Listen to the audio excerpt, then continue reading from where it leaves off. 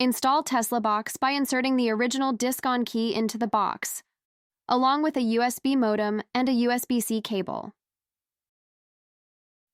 Place TeslaBox inside the glove compartment and close it. A new 4G access point will appear, which you can also use for software updates. After tuning a few settings, you will immediately start getting Telegram alerts, one for each dashcam or Sentry event. For Sentry, TeslaBox uses motion detection to follow the object and create dynamic video just like this one. For dashcam, TeslaBox stitches all angles to a single video, and with the new backup feature, TeslaBox will constantly record all of your rides.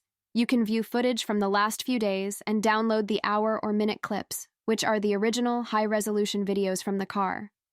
TeslaBox is available today. If you have the hardware, you can install it within minutes. If you don't have the hardware, you can order it online.